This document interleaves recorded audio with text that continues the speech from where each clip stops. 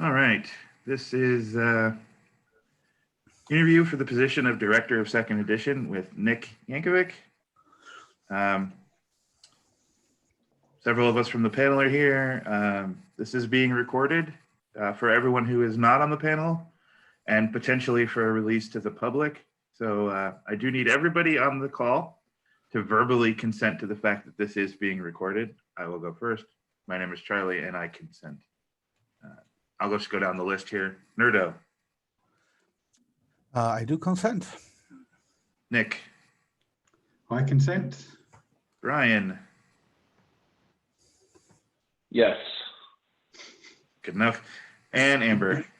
Yes, I consent. All right. So Nick, we're going to spend an hour, hour and a half talking to you. I'm not going to let it go really longer than 90 minutes. So I know it's probably later for you, but just to give you an idea of where we are, the applications closed yesterday. I did end up with 4 applicants, and all 4 have advanced to the interview stage.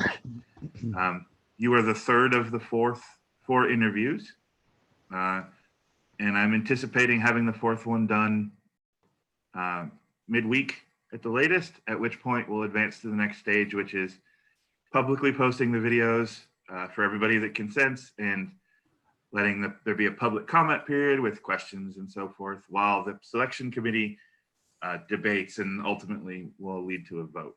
So just so you know where we are, 4 candidates, you're the third of 4. We're closing in on the end of the interview process. So what we're going to do is I have some questions prepared. I have some questions from people who couldn't make it here. We're going to just sort of go through those. Anyone who wants to follow up on a question, feel free to just jump in, and if I start talking or whatever, you can jump in and cut me off if you want to ask a follow-up. I'll also ask you guys for the chance to ask your own questions, and then at the end, Nick will save some time for you to ask any questions you might have of me or the panel. Does that work for everybody? Yep. Yeah. All righty. So let's get started, and I'm just going to do what I've done on all of the candidates so far and sort of just jump to the elephant in the room. And that for me, Nick, with you is that didn't necessarily leave this position in a way that was satisfactory to everybody. For a lot of reasons, I know you went through a lot of personal stuff, and again, all of us are sorry for losing your dad and having struggles with your mom, but just sort of tell us a little bit, as you remember it, your point of view on how things ended, why they ended that way, and what's going to stop that from happening again, other than, the somewhat obvious. Yeah. So, yeah, my memory is a little bit fuzzy about exactly what happened at the end. Too much going on. But yeah, I didn't leave in the best way. I think we can all agree on that. Wasn't as professional as I should have been. And again, something I can only apologise for. But was it 4 years ago now? It was. I think so. And I just want to be clear. I'm not trying to like relitigate that or make you feel bad. The question is, there's a legitimate concern that you had this job and left it. How does that relate to coming back to it? So. Okay, well, one of the things now is I do have a lot more free time. I miss being involved in Trek. I want to come back into it somehow. We're managing to get fairly regular tournaments here in London again, and just want to be involved again. Like I said, I've got a lot more free time. I tend to work very late in my office, but I like to have a few hours to myself in the evening in the office, which I think would be an ideal time to get all the Trek stuff done. And I'd have probably at least an hour to 2 hours every day to do that. So I can now give the time I need. Also, it's just something I want to do again. It's just, I suppose part of it is I did muck up last time. I want to make amends for that in some way. But I think I do have a lot more experience in the management field to offer the role now anyway. And due to the fact I'm getting very old and don't go out much, it's a perfect way for me to spend some of my free time. Does that answer your questions? Oh, I think it's a good explanation for why you're looking to get back into it. Obviously, and forgive me if this is crass, I do not intend it to be, but the circumstances that led to your disassociation the last time obviously can't be repeated. No, yeah. Completely. But there are always life changes and life events that happen that we don't anticipate. Mm-hmm. One of the criticisms about your last tenure wasn't so much that, nobody was criticizing you that you lost a parent and you went through a long illness. But there was a lot of time in there where nobody heard from you. Yes. So aside from having more free time, like if there is something that goes on in your professional life or your personal life that cuts into that free time, what steps are you going to take to ensure that the work still gets done, even though you're not able to put the time that you were putting into it, so that we don't get this, to use a common term, we don't get ghosted by you again, So. Mm-hmm. Well, one of the things is the email address I've given is the work email address, which I check every hour, about 18 hours a day. So there'll be no excuse for me not seeing any emails, because I will see them. That's one thing. And I think, how to explain it? I've definitely matured somewhat now. Having my own company means I deal with a lot of clients directly. And they're exactly the same. If I do not answer them in a reasonable time, I will pay for that with not getting paid. So that is it's become a work ethic in a way, to answer emails as quickly as possible, even if it's just a holding email to say I'm currently busy. It's something I will do. Okay, thank you for that. So you made a post last October, November, sort of declaring your candidacy, even before Ross had stepped down. Yes. I have made it very clear that I am not trying to litigate what Ross did or didn't do. So this isn't a let's shit on Ross Patel hour.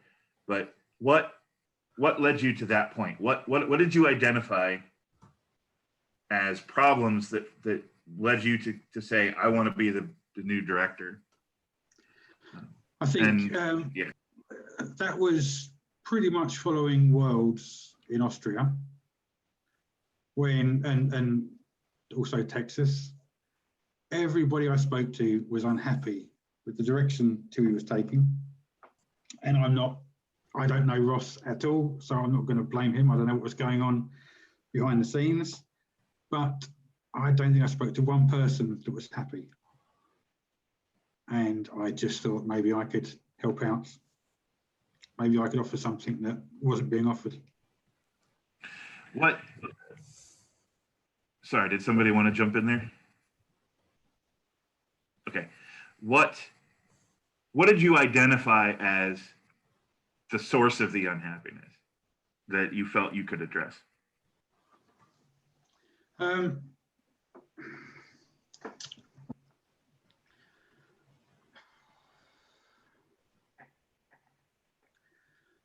there was a lot of moaning about set design, but I don't think that was an issue, because that's always been the case ever since the CC's been up and running. and people do like to have their little whinge. But this was deeper than that, and I'm not sure if it was a communication issue with the 2E team or what, but when every player is unhappy with the way it's going, there's obviously something wrong somewhere. And it might be communication, it might have been that no one knew Ross, I don't know. I'm not 100% sure what the problems were, but they were definitely there. And I just thought, stepping forward, either I could help if I got back my old role, or maybe even bringing it up might help answer a few of the questions. I don't think they were answered, but. Okay. So tell me what you're going to do. Tell us what you're going to do. You get the job, you start tomorrow. Mm-hmm. How are you going to figure out the answers to the question? Like, what's wrong? Because, and I might be wrong, but I think you've recently started playtesting again, but only in the last couple months, and you really haven't been involved behind the scenes on anything since leaving the role previously. Is that correct? Mm-hmm. Or am I? Okay. No, that is completely correct. So tell me how you get the job, what happens? How do you get to the source of where this anxiety and unhappiness is, and how you start looking at fixing it?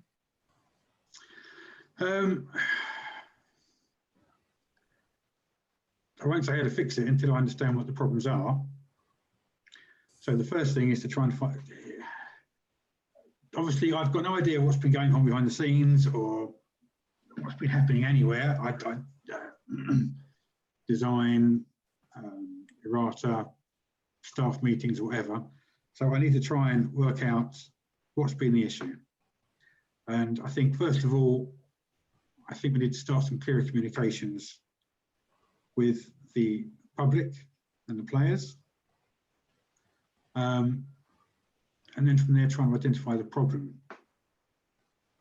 In the meantime, I think one of the biggest issues is playtesting, and that has to be looked at very quickly, because I don't think that's going very well at all.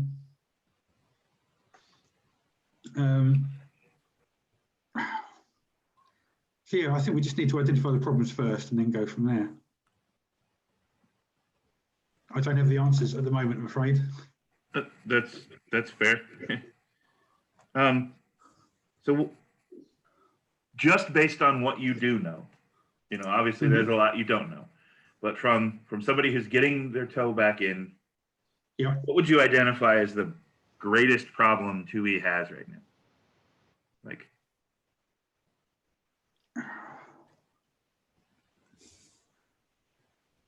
I think more than anything it's a communication problem with the players. I don't think, from what I know of Ross, that was not his strong point. So I don't know about his other points, but that one, his public side was actually quite poor. The stuff that happened with John, stuff that happened with Ben, there was other stuff. It didn't go down well. It caused a huge rift with some of the player groups. Again, I'm not sure how you heal that right at the moment, but something has to be done.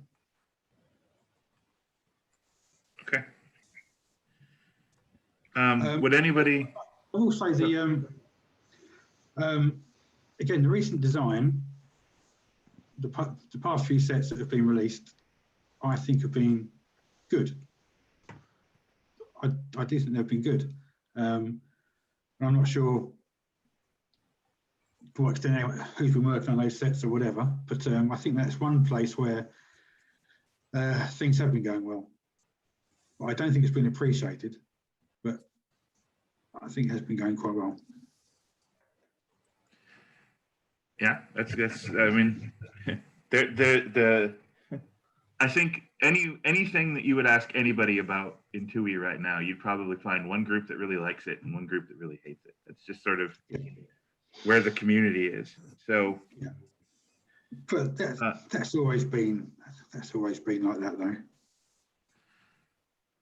Yeah, there have been elements of that as long as I can remember, going back to why did you make second edition Decipher? What are you thinking? Mhm. Would anyone like to ask any follow-ups or questions before I move us on to a new topic? If I understood this right, there are some problems especially in the playtesting area. And I would like to know what exactly you have on mind when you say that. I must say I have no experience on the playtesting area, as I have no access to it. So this is just a little bit more information. You're asking what I think the problems are, or what I think the Yes. solutions are? No, just the problems. Well, The solutions you can provide if you wish to. Yeah, well, for start, there aren't enough playtesters. Right. In fact, there's almost no playtesters. And then there's a real feeling amongst the playtesters that their feedback isn't listened to. And that probably isn't true, but that doesn't come across. What I would like to do, and I'm not sure if it would work, but is to have one person actually managing the playtest rather than having the designers do it themselves. Then have like a hidden public forum, like they've got for Quark Spa, where people can join to playtest and expand the group that way. Lots of details to wrinkle out, but that's the basic bones of a solution that I can see. Okay, thank you for that answer.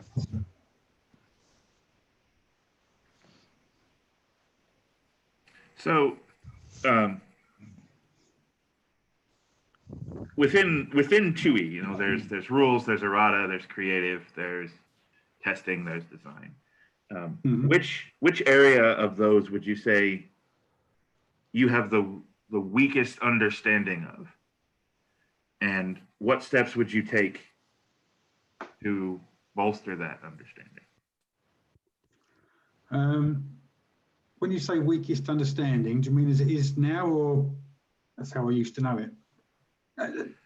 I would say in either or both. Just sort of, which one of these areas are you going to have to spend the most time on ramping up if you were to get the job? Right. Well, probably to start with playtesting, like I just said, but I'm not quite sure how rules actually works. Sorry, Amber. Yeah, I don't know what the process is at the moment for testing new cards or looking at the rules implications and how they deal with the other teams. In fact, yeah, you could say that obviously there's been a few changes in design. I don't understand how that's working now. Yeah, I assume Raster's probably still going as it used to.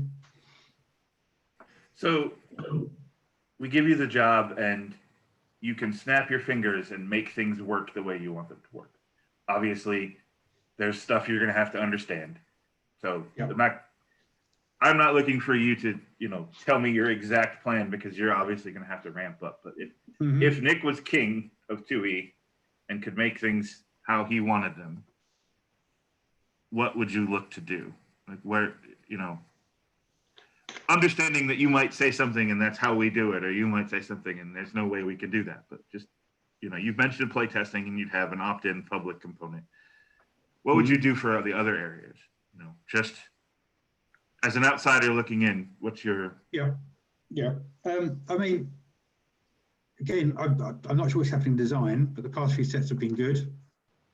So that might be fine to carry on. So at the moment, I've got no thoughts so much on design. I would like, I think, all the different groups to be more involved with each other. It comes across that they're very disjointed. Rules, design, probably not so much creative. They've always done a fairly good job. Who's in charge of creative now? Was that Jonathan? Yes, Jonathan Triumph is the TUI creative director. Yeah, but they've always done a good job. I still think all the different teams should be more involved with each other. There does seem to be a disconnect. So would you do anything in particular to facilitate that? Or would you just do it on an opportunity by opportunity basis? No, I think there's a few things we could introduce to help it. I think, and again, this might already be happening, but maybe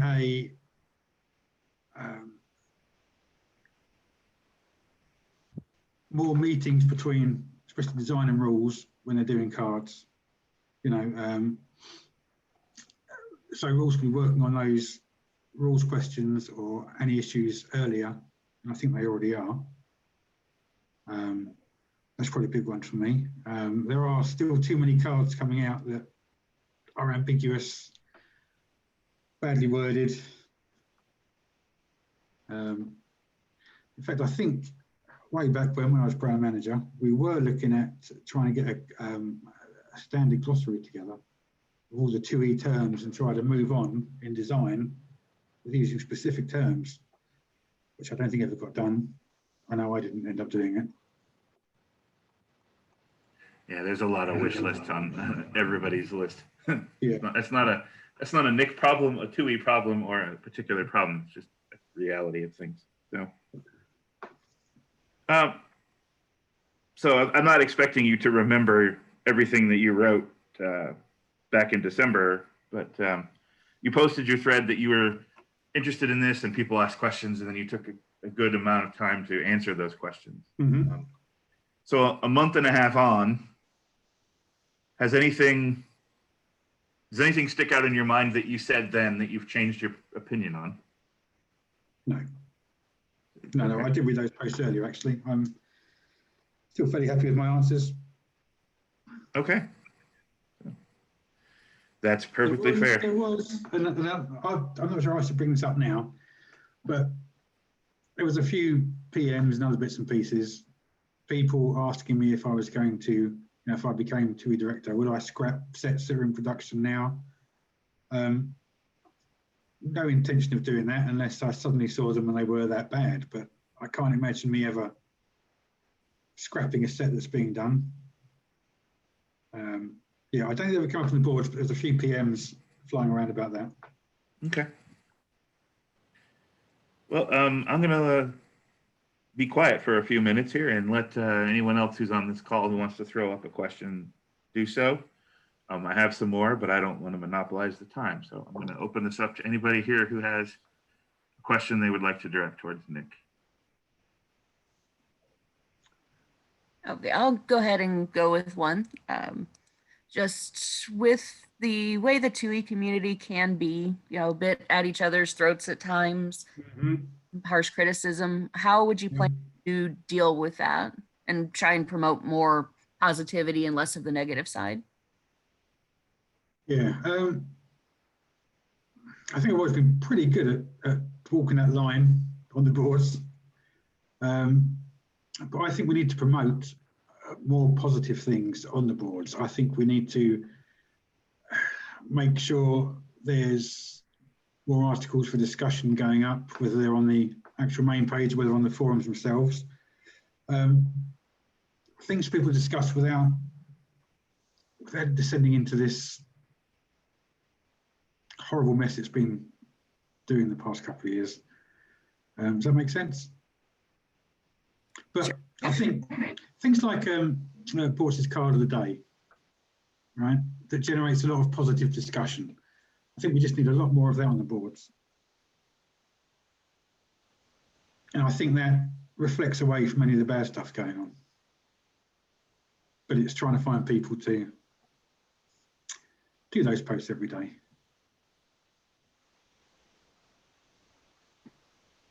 Okay. Right. Just a bit of a follow-up on that.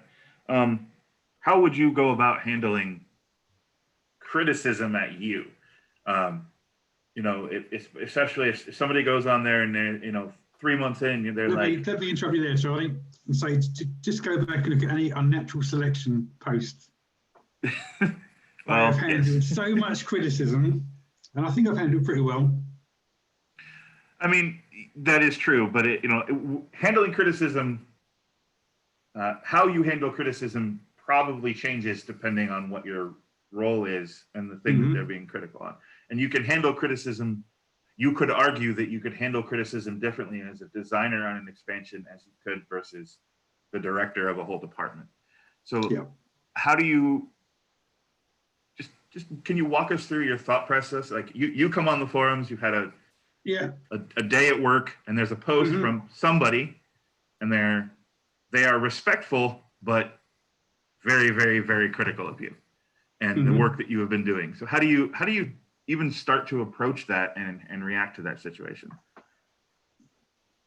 Well, for a start, criticism has never really particularly affected me, whether it's been fair criticism or bad criticism. I tend to let the bad just wash over my head. I think when I did that post last year, there were a few fairly nasty comments on there. But I don't react to that sort of thing. And especially in my business, if I do have a response, I will type up a response, I will walk away, and I will leave it for 10 minutes, half an hour, come back, reread it, and then decide if I want to post it or not.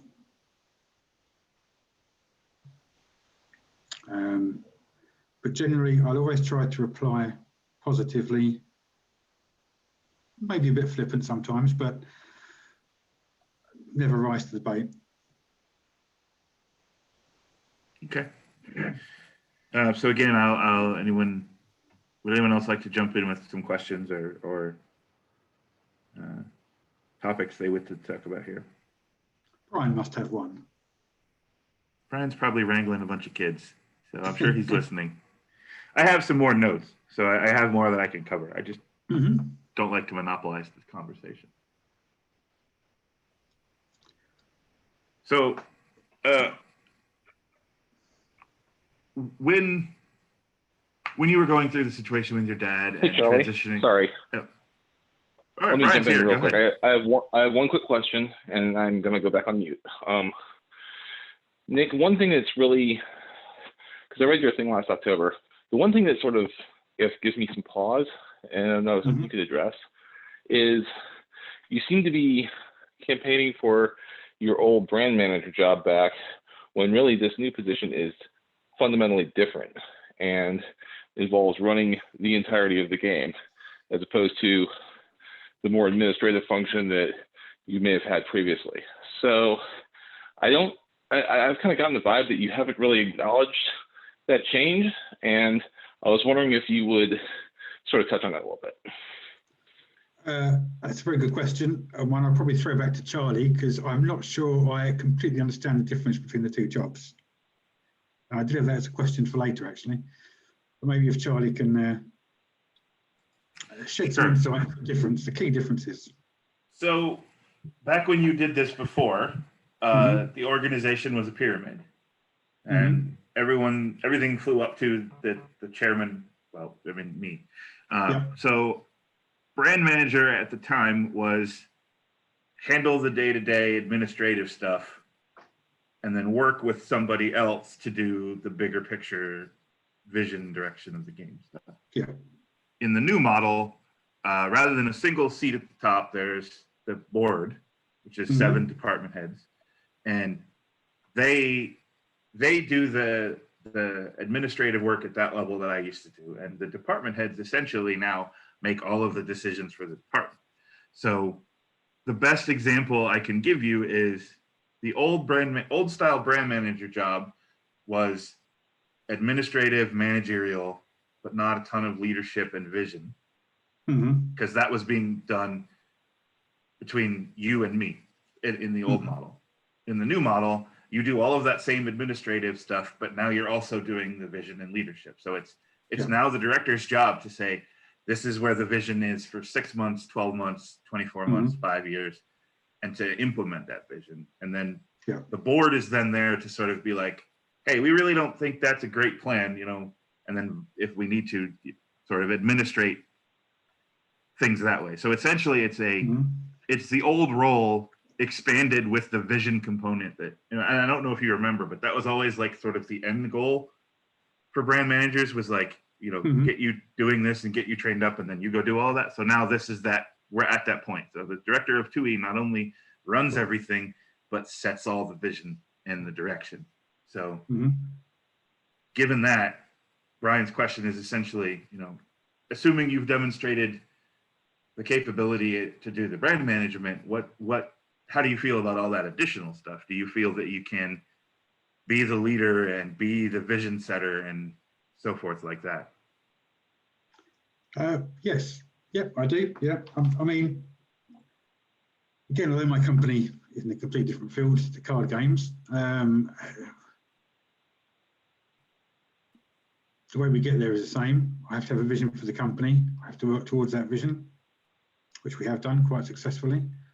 And I think I can put those same skills to use as the 2E director. Cool. Hopefully that answers Brian's question. So that's a good transition into the next logical question. What is your vision for 2E over the next 18 to 24 months? Like, where do you want to go? Let's make it narrower than that. Right now, we're going through our period of review where all the board members are being voted on. So if you get brought in, you will do that next February. Yep. Where do you want the game to be in February 2021, facing your first vote of confidence?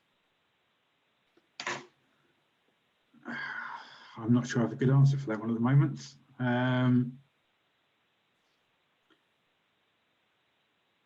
Yeah, I'm not going to lie. I don't have a proper answer for that right now. I'll have to come back to you on that one. Okay. Obviously, I want it to be successful. But exactly where, honestly, I couldn't tell you right now. Well, let's lower the scope a little. What's one thing you want to be bragging about going into your POR?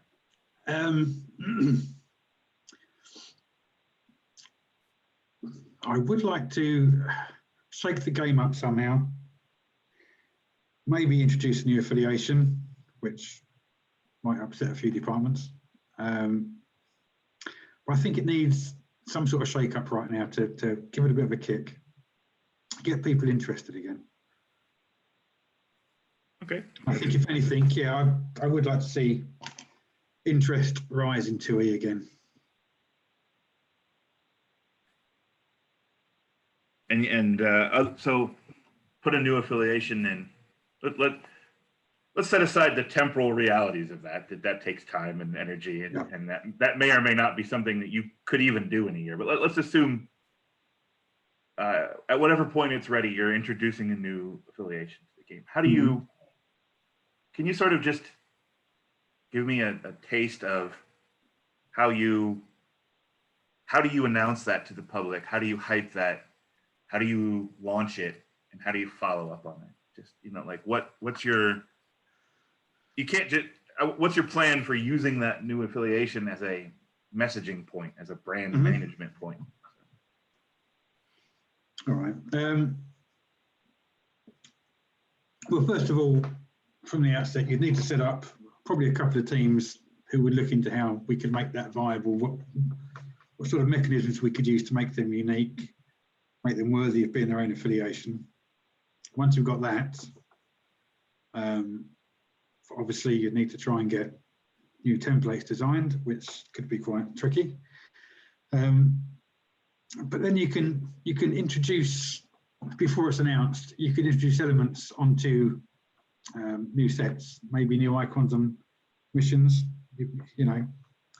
just to get a bit of hype going, and then maybe release one or two cards in the sets after that before the affiliation is actually fully ready. Something along those lines. I think that would probably drive enough interest to get everyone excited.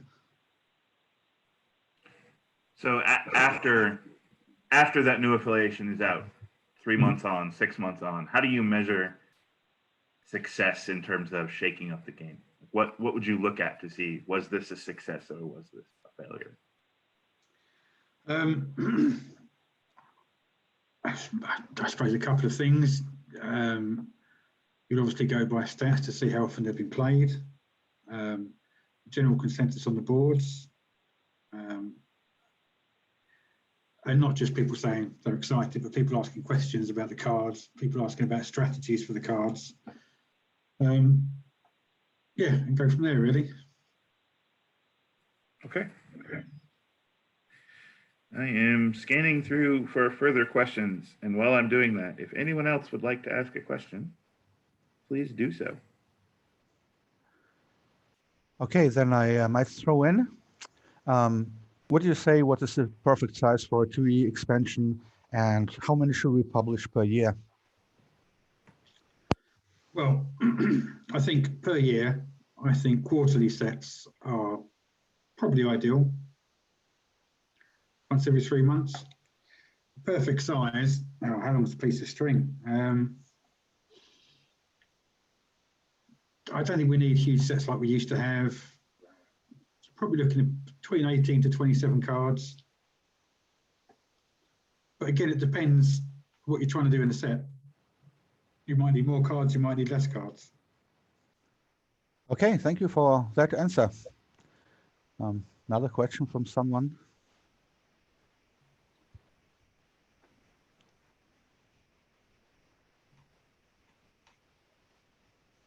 I have two more that I have, and then if nobody else jumps in with a follow-up, we will turn the table over on you, Nick, and let you ask questions. But there are elements of the game. There are members of the community that think recruiting and bringing new players is a myth and that is an impossibility.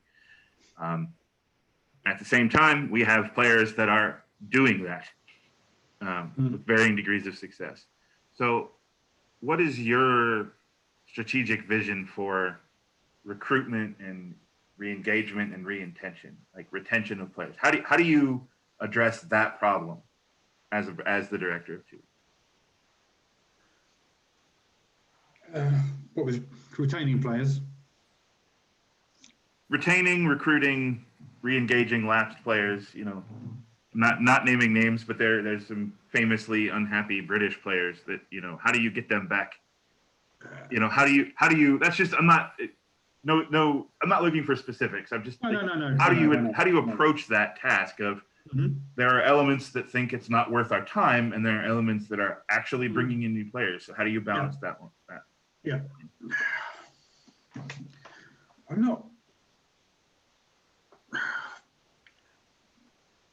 not completely convinced that is a 2E director role completely. I mean, it is in some respects. Obviously, new exciting sets will help retain existing players. But bringing old players back in is a bit trickier. I do have a few players, maybe a certain Brit, and some Germans who haven't played 2E for quite a while, coming to my tournament in April. And those seem to have lost being able to do big, exciting tournaments at the moment. I'm not quite sure what happened. Used to get, we used to get a lot of players at Gen Con, didn't we? It used to be great, but I'm not quite sure what's happened that people don't tend to go anymore. People don't tend to travel to the big tournaments, and I don't think that helps keeping players or even bringing players back in unless we've got big events that do that. I think the easy answer is we all got old. Yeah, probably. We all got old, and many of us had kids and changed jobs. I mean, yes, and you are correct in that recruiting and retention is not specifically something that falls within the purview of the 2E director. I just was curious if there were elements of things that you could do, what you had thought of that 2E could do to help those situations. It's obviously an entire CC issue. Yeah, I mean, obviously you got to try and drive excitement with new cards and new strategies in the game. But I think that's something, it's almost like it's an issue that everybody should be involved in some respect. So this is, you know, one of the reasons for my big tournament. It's a big birthday, and I want to try and get back a lot of the old players I used to play with. I haven't seen for quite a while. But I think it's something for everyone to work on. I know I'd love Whether to I'm come. TUI director or whether I'm just a player over here, it's we should be doing something. I agree with that. So the last question I have,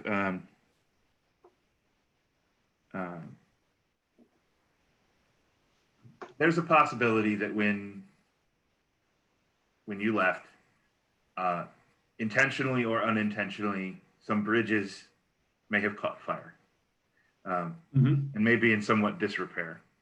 So knowing that you may be entering this position again, with some people anywhere from neutral to unhappy about working with you, how do you approach that?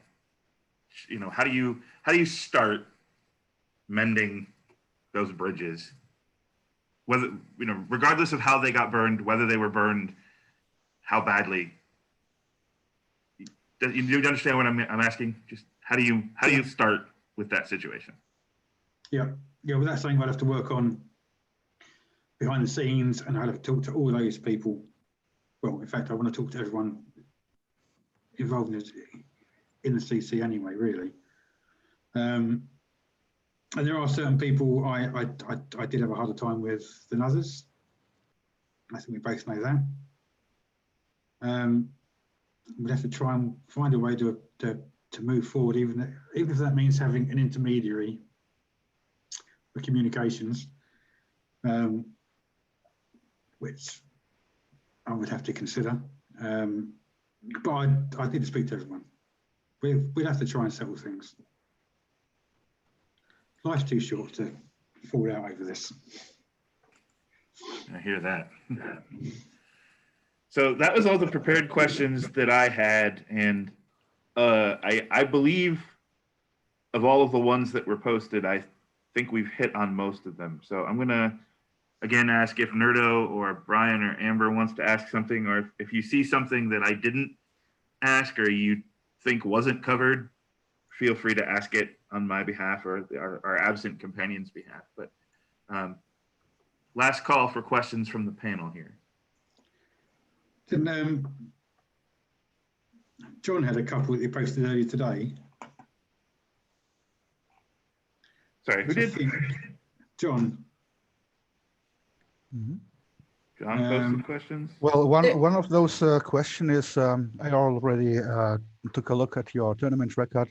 I can see you are third active 2E player in the Omarion sector or Nebula or whatever this was. Yep. Yes.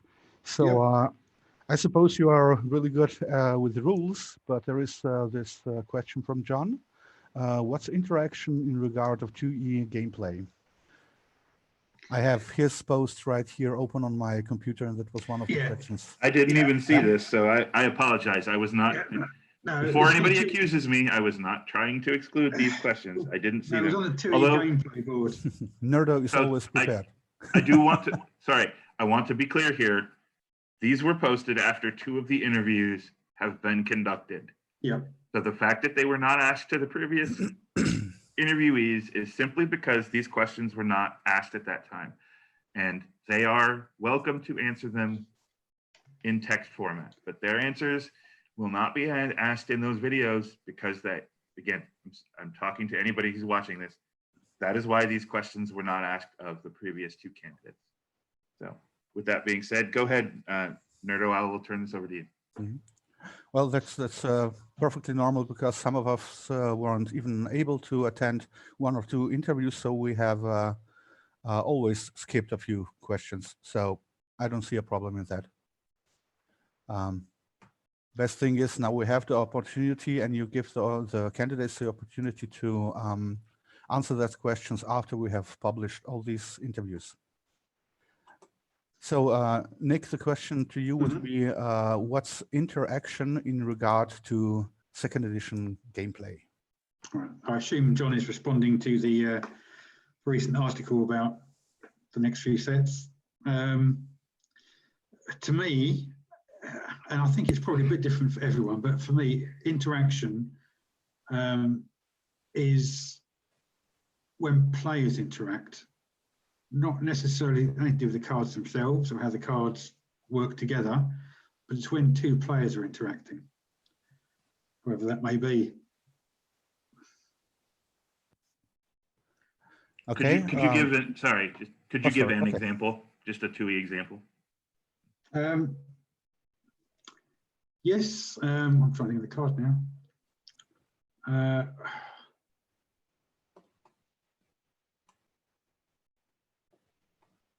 Even though it's a card I don't like, is it? What's that Klingon challenge one? Bot cool challenge. Yes, where you randomly get some cards from discard pile. Both of you do it at the same time. That's interactivity to me. You're both doing something at the same time and you're interacting. Okay, thank you. Okay, here's John's second question. Has also a follow-up question. The base question is the culture on the 2E side of business toxic? Yes or no? That's just... And then based on yes or no, there is a follow-up question.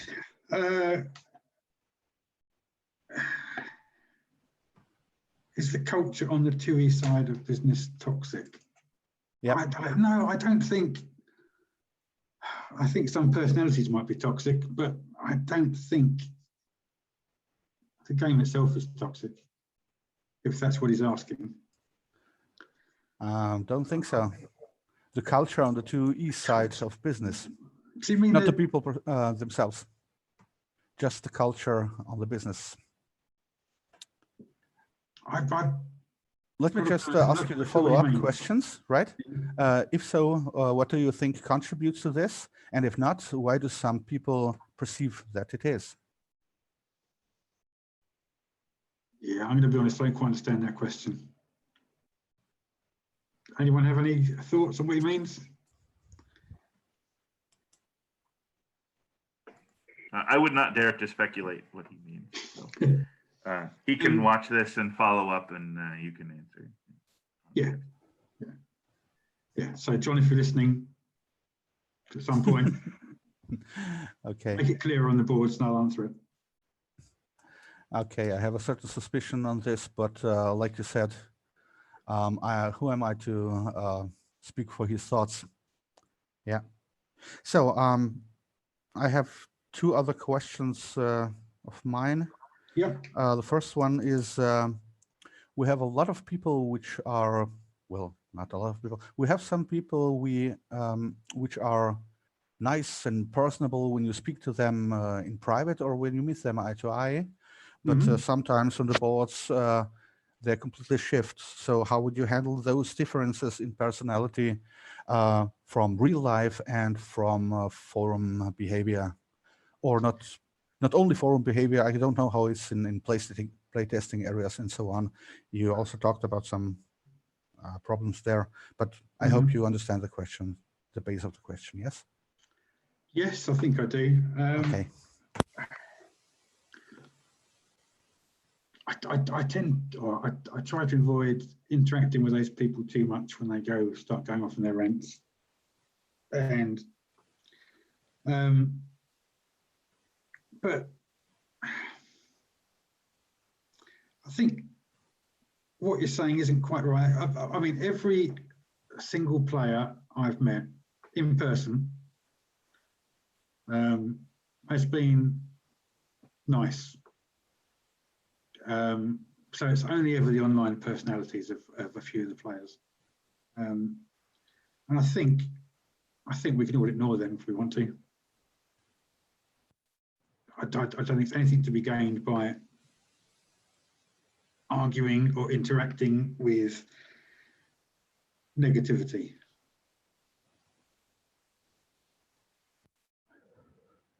Okay, then I have Unless there are some follow-up questions from Amber, Charlie, Brian. No? Okay, then I've got my last question.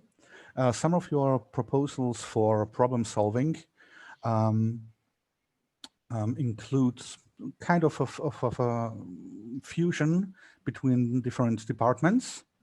A lot of communication, which I personally think is a good idea.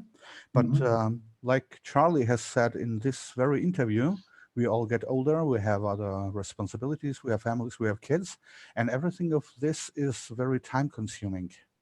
Yeah. Yeah. So how do you think, what kind of impact would that have on the volunteers, which do have, of course, a limited amount of time? Yeah. Yeah. Well, not so much for me now with pretty much no family and my girlfriend.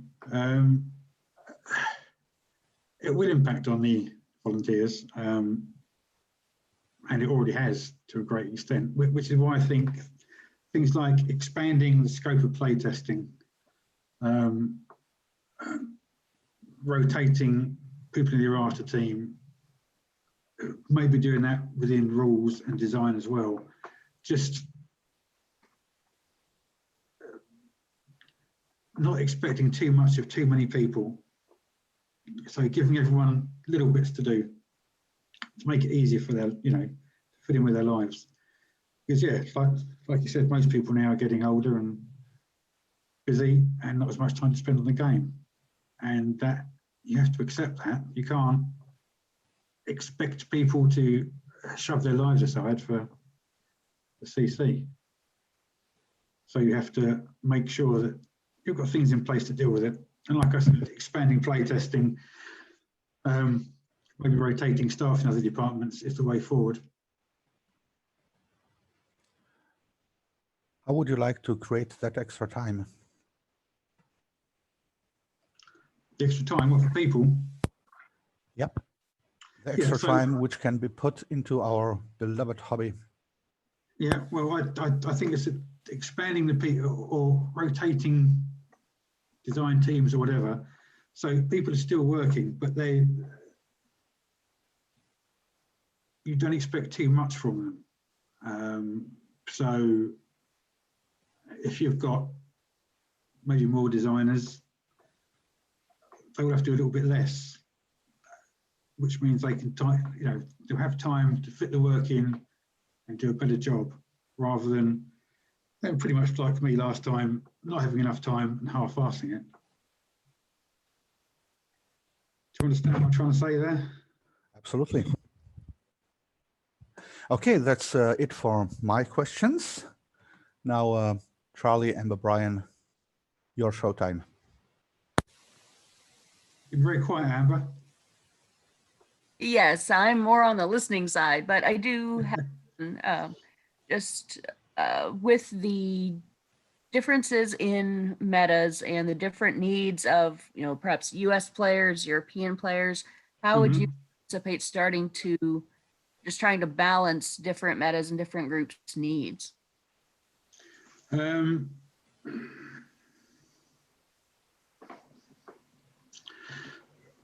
Yeah, that's something that have to be looked at. I've just started traveling again. Obviously, I plan to go back to the States this year.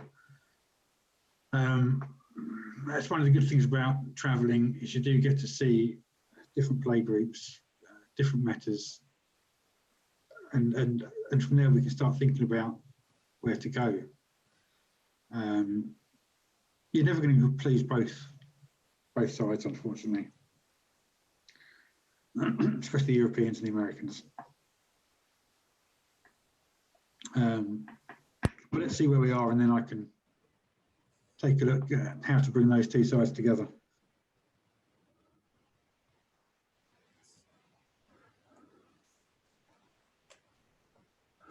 Would anyone else like to ask a follow-up question or a new question? One single question came up to my mind when I was building decks lately.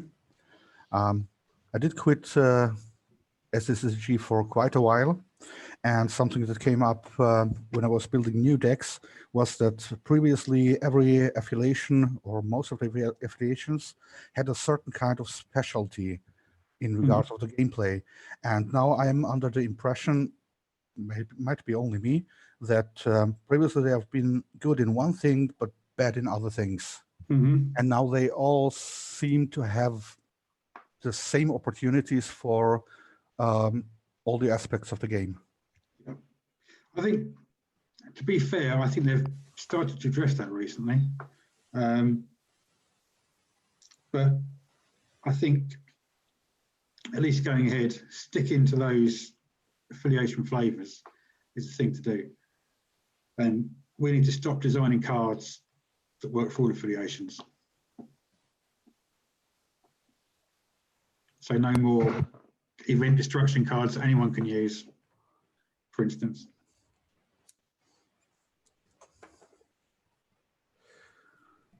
Okay. Well, at this point, Nick, I'd like to invite you to ask any questions you might have about the process or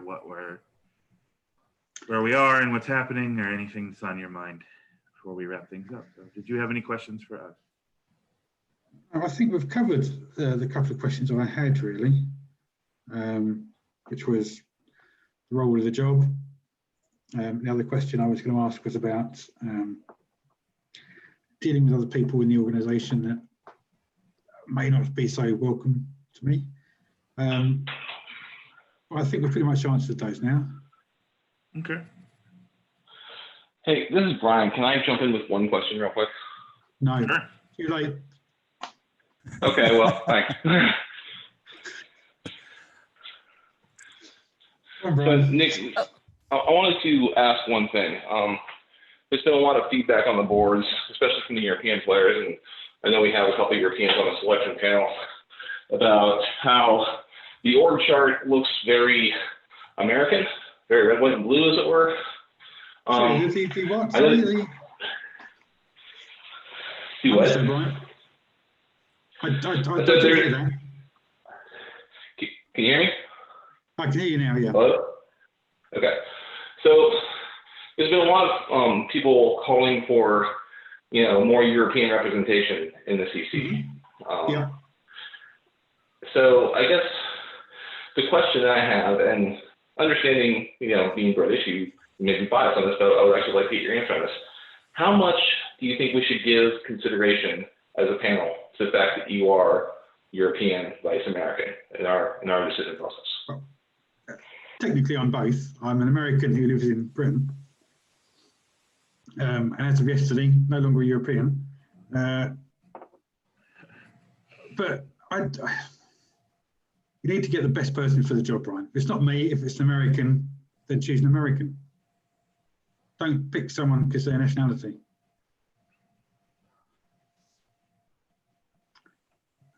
Yeah? I'd say you answered the question. All right. So if nobody has any other questions on the panel, and Nick, you feel like we've answered your questions, it's going to wrap this up. Once again, I'll thank everybody here for their time. So as I said at the beginning, the plan is for all of the interviews for all of the candidates to be posted to the public. I will confirm with you before that happens that you still are okay with that. But none of them are going to be going up until all of them are done. So they can all go up at the same time. Yeah. So I would ask that you keep everything we discussed to yourself until the time that this video is posted. Yeah. I'm hoping to have the last interview done in the next couple days, and have the videos up late next week. And then what will happen there will be about a week of deliberation and discussion and public comment. You're free to engage with the public as much as you want. We may have follow-up questions we will send you. Your answers will go back and be put on the record, and then we will make a decision. I will contact everybody, whether the decision is in your favor or not. So you will have an answer before we make our final choice. So. Yeah, I've been purposely very quiet on the boards for the past few weeks until this was all done. That's fine. Obviously, you can ask, people know you've applied, so if they ask you questions, you're certain to weigh in and comment. That's not a problem. It's just, I'm specifically just looking for you not to talk about the questions that we're asking. No, that's absolutely fine. I won't talk about it anyway until it's they're fine. all done. So, yeah, I'm just going to thank you for your time, Nick, and thank everyone on the panel for joining me. And we're going to stop this recording.